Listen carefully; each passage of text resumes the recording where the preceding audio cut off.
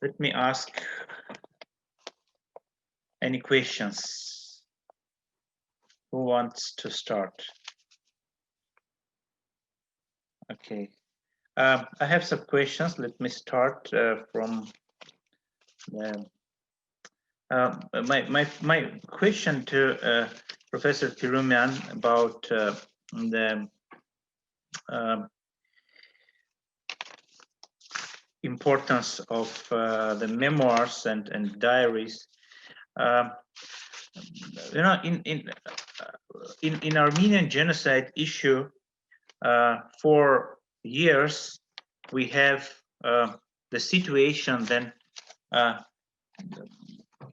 memoirs of Armenian genocide survivors were neglected, but at the same time, for example, memoirs of perpetrators were highly used in scientific research. What do you think about this? Do we see that this situation is changing, or we have the same negligence to the Armenian sources or Armenian memoirs?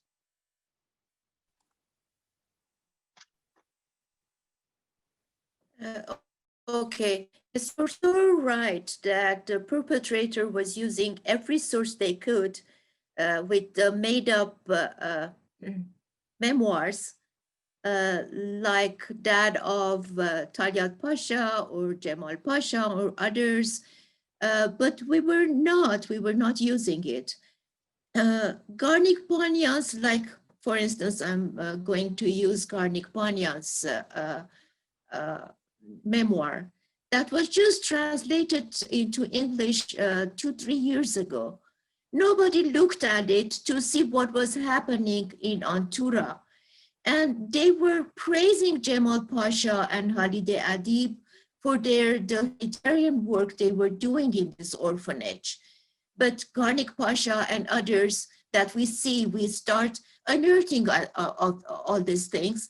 We see what was going on in that specific orphanage and how dehumanizing, to use the same word that has been used a few times in this discussion, was the treatment of Armenian orphans in that orphanage.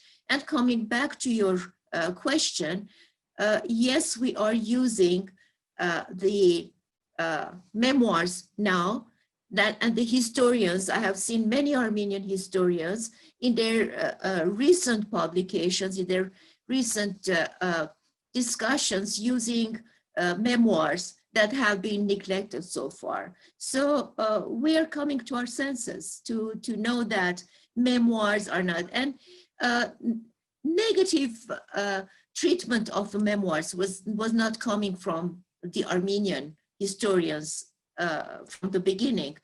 It was something, a propaganda of the Turks saying that, well, yeah, such and such wrote their memoirs, but you cannot see it as a source because, well, they had forgotten. They have beautified what their individualized their memoirs, and this is what it happens. So I will stop here. I hope I answered your question.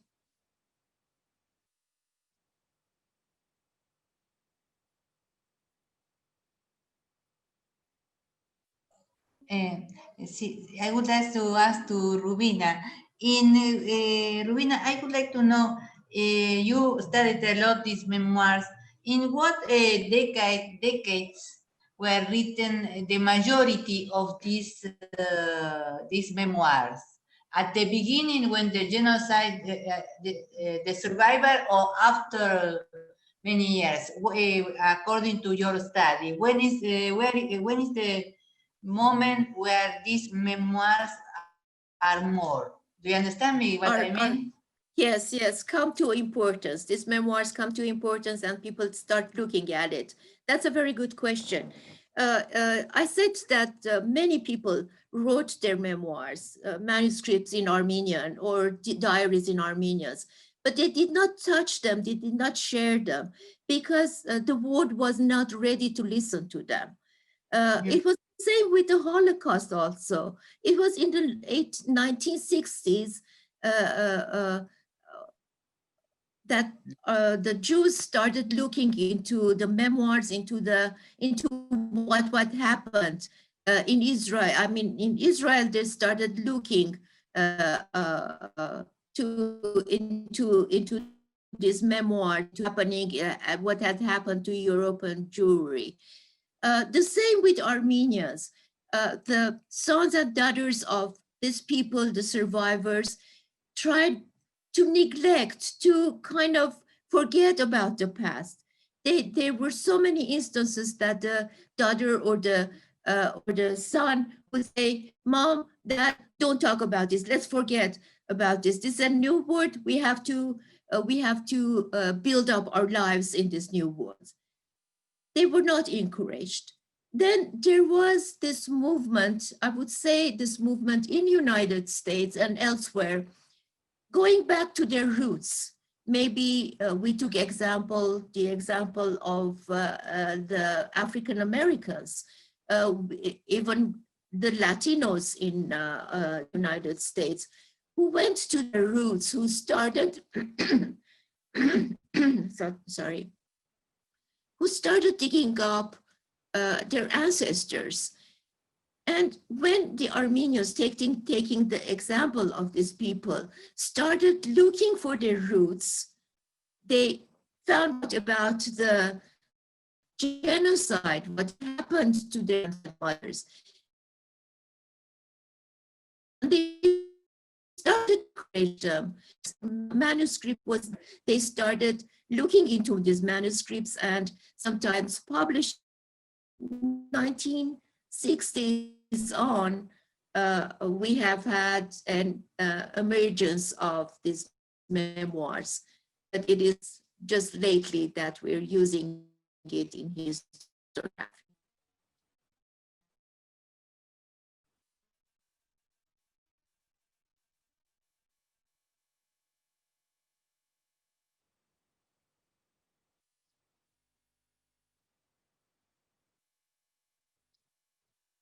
Suren, I'm done.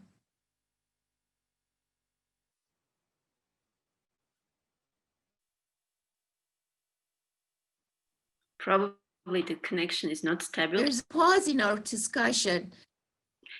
Can I ask? No, it's not. It comes into my. Yeah, if I hear you, is. Sorry. Yes, I wasn't. Everybody is mute. Yeah. Yes, we hear you.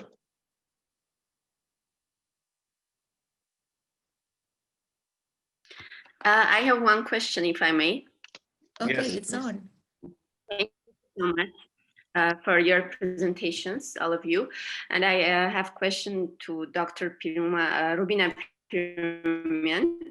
I just wonder, is there any statistics regarding the gender of memoirs? Who wrote them, mainly women or men? Because I think there is also a psychological aspect of writing memoirs, and maybe men could be ashamed much more than women, to my mind, to write that kind of memoirs. So if you know something or any statistics regarding this, thank you.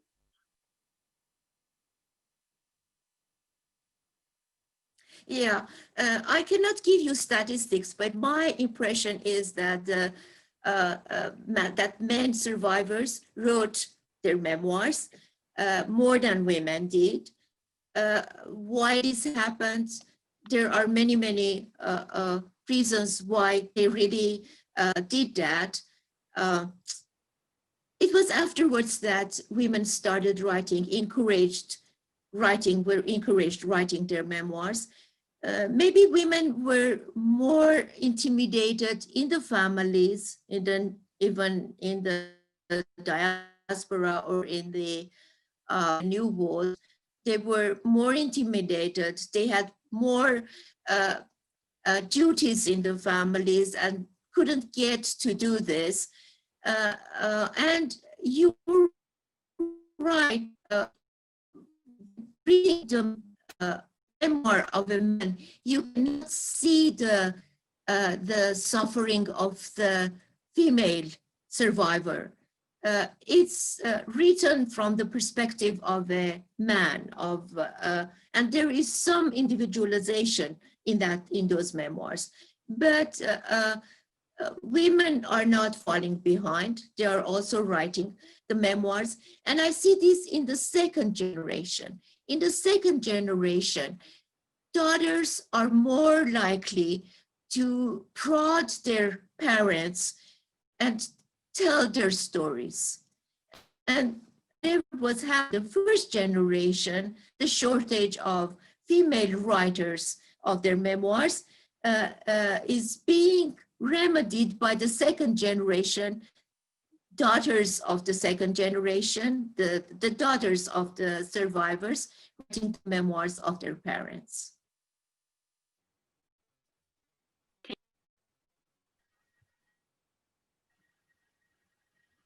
Thank you, Carola. Please, your question. Thank you very much, Professor Perumian, for your presentation. Now I have very little insight into the field of research that you're doing, and out of curiosity, where do you find those memoirs? Are they published, or are they in archives? How do you get hold of them? Many of them are published right now. Many of them are published, but I've also looked into unpublished materials. When I see someone in a study mentioning a name, a survivor, I go start looking into his biography to see if he or she has ever written something down, and I trace it. I start looking into it. And I'm a very avid reader, so I read a lot. Thank you. And I just to add and something. If you to add something, take my yes. applications, just wanted, yeah. Yes, please. Just wanted to add that if you look at publication, if you look into my publication, you can see so many materials that I have used, and the sources are there, how I used it, where I got it from. You know, in Yes. Armenian Genocide Museum, we have hundreds of videotyped and audio-typed memoirs of survivors, interviews with survivors of Armenian Genocide. But you know, majority of them are not how to say, to transcript it. Yes, if I am using the word rightly? They're not and where we started transcribed this year. We started this project to transcribe all of these memoirs in our museum, and I know that the same work is done in University of Southern California, in Shoah Foundation, and Armenian Memoirs. About 800, if I'm not mistaken, they are working on transcription of these materials. And you know, it's interesting, but after 100 years, we will have so many new stuff, new material for research, so many things we never met in our research materials. And yes, you can find some of these transcriptions in Shoah Foundation website. I want to ask about the Shoah Foundation. Yes. I want to add, yes, the Shoah Foundation Eyewitness website was one of my sources that I used. You can just type any, like what I did for my research, like surviving, like insurgents, like child kidnapping, keywords.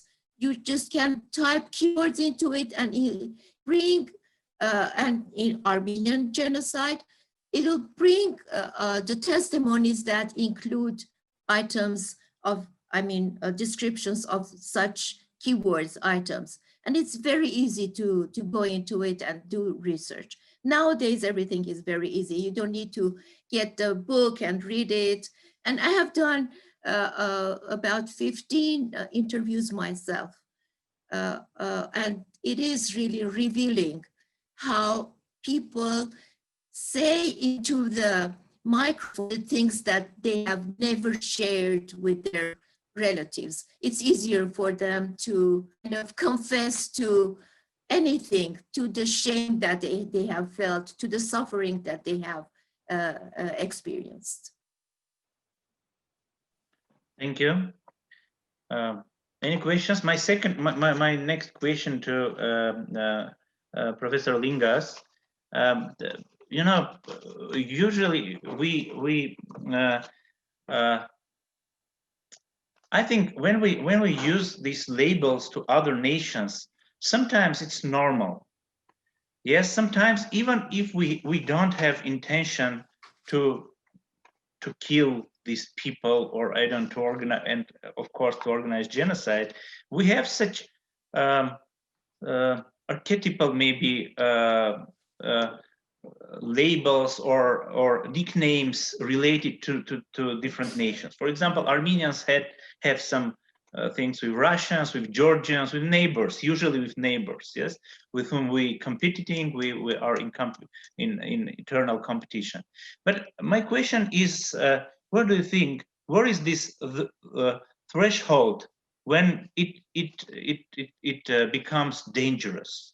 What is this limit which can be identified as warning sign for genocide or this?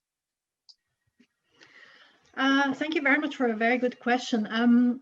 To be honest, being a lawyer, of course, often one just looks at the situation as it was and tries to apply the law onto it, rather than, probably that's also a bit more the position that Regine has, that you try to prevent and to foresee atrocities before they actually happen. And that's also where your question is heading.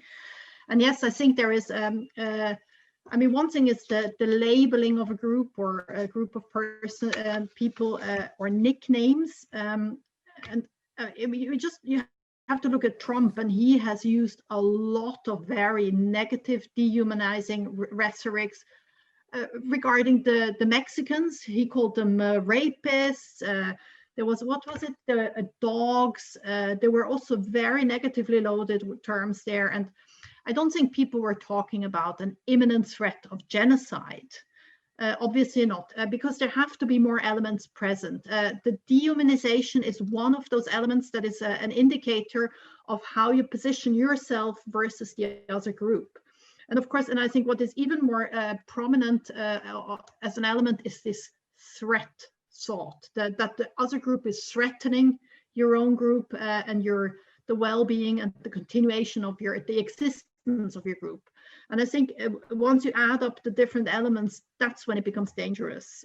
But the nicknames in itself, no, but it is about positioning, and it's about removing the humaneness of a certain group.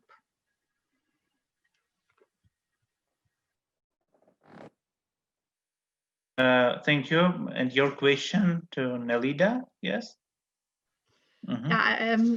Thank you very much. I was fascinated by the presentation of how the children were integrated or not into the different societies. And what is strange is from what shall I say, because the logic doesn't quite function, because they kill the parents, but then the children are integrated as like normal children into other households with the belief that they will just adapt and become normal.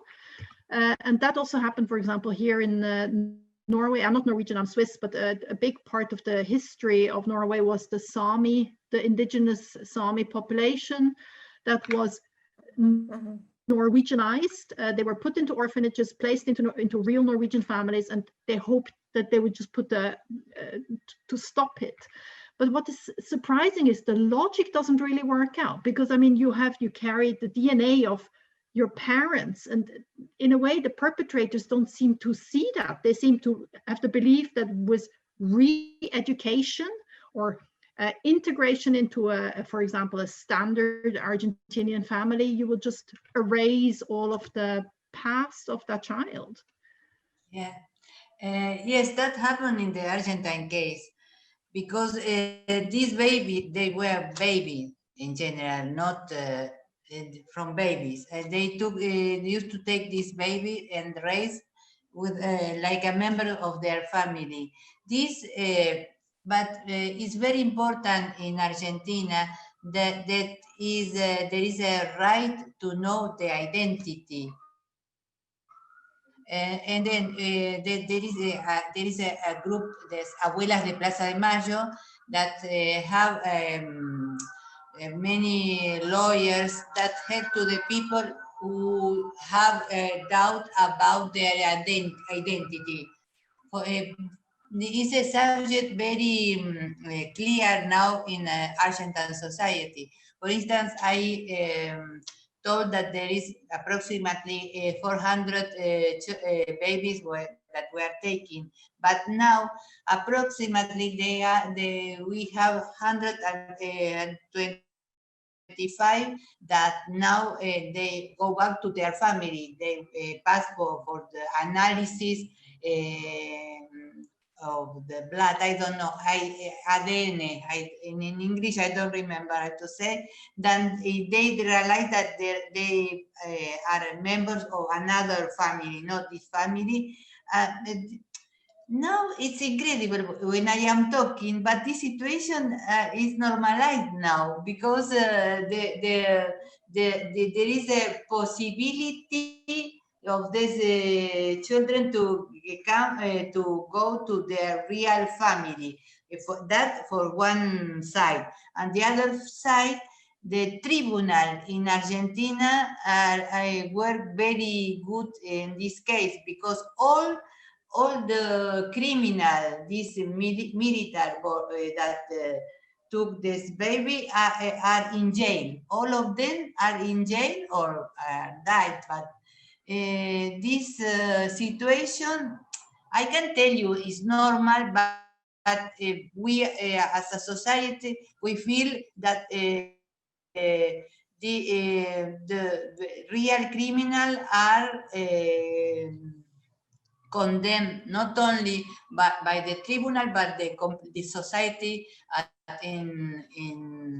all, all the society. I don't know if I could answer to your question, but the thing is, from these 400 babies, now these people have is 40 years old. 125, they could know who is his real family, and they are with this family again. For instance, this is the case of Stella de Carlotto, who is grandchildren. He could recuperate this boy that now is 40 years old approximately. This situation is, there is the law is acting very well, and this association that is Abuela de Plaza de Mayo that helps in all psychologically to these people to try to, it's very difficult, but to try to have a normal life in his real family. Suren, I'd like to react to Regina's yes, sure. presentation. Yes, please. Yeah, this was quite new for me. I had a very superficial knowledge about Rohingya, and your perspective, comparative study of Rohingya, what is going on in there, and the Armenian was quite fascinating. And I always appreciate the comparative study of events because there are lessons that we don't learn, but there are many aspects that clarifies very well. So I thank you very much. And to Professor Langas, a minor point in your presentation that caught my eye, you were referring to he as the perpetrators. But in Armenian genocide, at least, there were she perpetrators, a lot of them. And I think at top of the list, I would say Halide Adib, who is appreciated and who is praised as the feminist, the woman, the Turkish woman feminist, the humanitarian, and he was not. Just if you read anything about Antura, you will see that. And then the minor perpetrators who did everything to finish up the crime that men did against Armenians. Thank you. Thank you for the comment. Yes, and in Cambodia, so many women perpetrators in Cambodian camps, and so yes. But of course, we usually identify perpetrator with men, and it's traditional. I mean, traditional, yes, perception maybe wrong, with the but leader, yes. Yeah. And the next question, Carola, you had to Regina, yes? Regina, do you first want to reply to Rubina's comment? Yes. I was just going to say thank you. I appreciate that. It's always very, I think it's always a very sensitive thing, because sometimes some survivor groups don't want to hear that people are going through a shared experience, and really you can have a unique experience and nobody needs to take it away, but there is still a shared experience going on among many victim groups around the world. So thank you. I have to react to this. I cannot hold on because I had that same experience when I was writing my dissertation, a comparison of the Jewish Holocaust survivors, their responses, and Armenian survivors. My Jewish advisor, my professor, said there is nothing to compare to Jewish Holocaust is unique. And there are still many scholars that think that Jewish Holocaust is unique. But in their uniqueness, there are so many commonalities with other genocides. So I thank you for raising that point. Thank you. Yes, any questions? Yes, please. Yes, Carla. Thank you very much. I did, when I said he, the perpetrator, in a quick bracket mention that I am fully aware that there are female perpetrators too, and there's just been a recent article about female perpetrators during the Holocaust, which are completely sidelined historically, although they were there as well, but nobody talks about them. So yes, I am fully aware that there are female perpetrators, and the majority of the known cases are male, but the female also had a very important role, absolutely, even in Rwanda or in the Yugoslav case. No, Regina, a super interesting presentation. I kept on making notes because I wanted to ask you some things. I was wondering, do you have, it seems you have insight into the truth commissions in different contexts. Did they look at the similar points of discussion that you had? Like, for example, is dehumanization an issue? Is propaganda an issue? Is nationalism an issue that they really discuss in those reports? You mean the which ones, like the REMI in Guatemala and the fact-finding mission? For example, yes. Yeah. So in the REMI report, it's that what's interesting about that is that they took just open narratives from people. And I don't really like using that word, but I know it's the academic way to say what people wanted to say. So the church members would go and talk to Mayan people and say, whatever you want to say about what happened, you can say it. So you would find a common theme, right? Like there was an agenda by the Guatemalan government to perpetuate propaganda that the Mayans were some type of subversive group that was going to destabilize them, et cetera, et cetera. So with the fact-finding mission report, I think where it falls short again is because of the dates. You know, they have a very narrow frame and they'll look at some of the laws, but you know, it's also a compromise between the parties that are writing this thing. So you will find the hate speech, obviously the role of Facebook and promoting that kind of stuff. And I think they do talk about propaganda, but it's so limited because really and truly, and And just like in the Armenian situation, I think if you look at what happens under the Sultan, that really then carries over into the Young Turks, and probably before, you know, in the late 1800s, there's probably something before that that probably needs to be looked at. But in the Rohingya case, the propaganda that comes out is right at the end of British colonialism. And everything that happens during that colonial time period is used against the Rohingya to then classify them as foreigners. So I don't think the fact-finding mission report, in my opinion, even covers that. It doesn't touch it. But a lot of the reports do it, but I think everything, as you know, it's always done in a roundabout way because they're trying to address the elements of the crime, and people don't think it has anything to do with anything, but it does really, when we're investigating it. So yeah. Thanks a lot. I have a question also to Carola, and I just recalled that, for example, in Stalinist times, and Professor Perimian maybe will help us to maybe to confirm or reject my just thought, my notion that.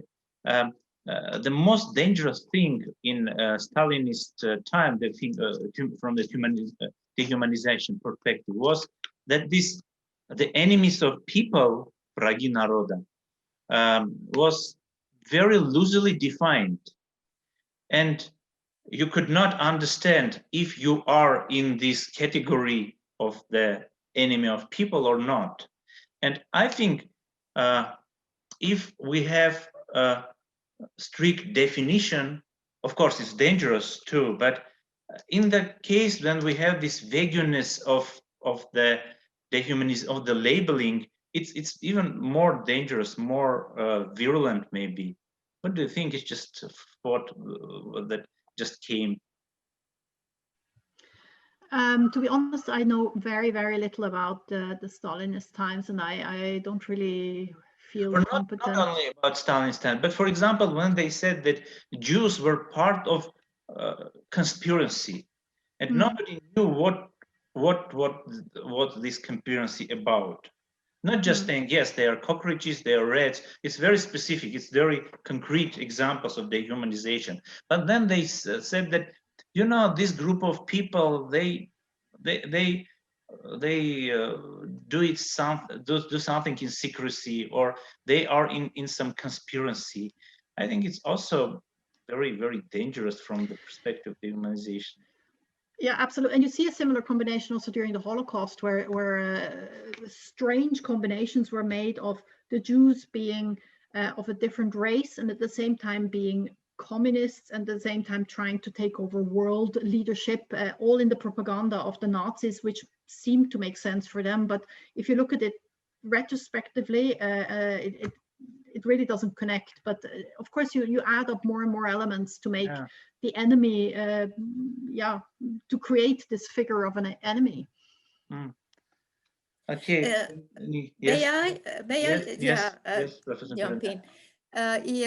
In the Stalinist regime, I would put the enemy of the people in the category of, rather than the dehumanization, Gregory Stanton's 10 stages of genocide, I could put it in the stigmatization or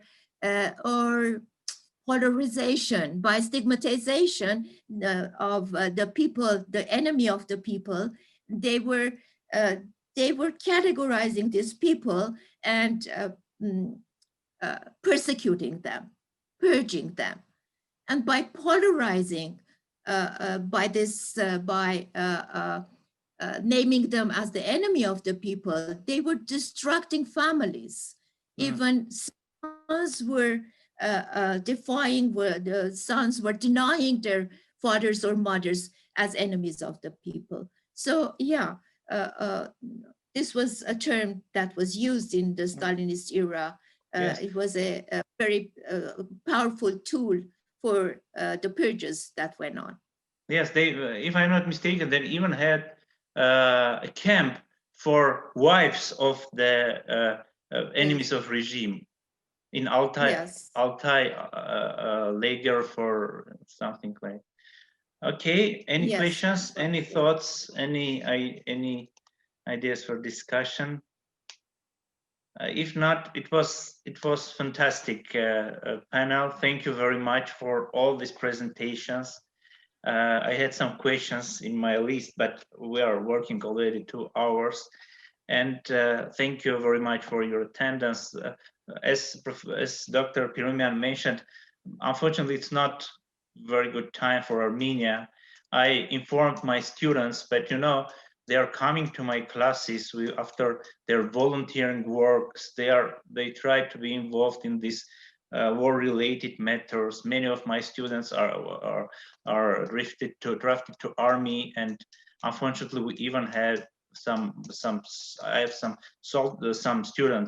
killed in front line, and that's why I understand that it's not the best time for this conference, but I think that we should also struggle against genocide, against violence, via education, their learning, via teaching. And as I said, this panel is recorded, has been recorded, and we are going to put it in our YouTube page, and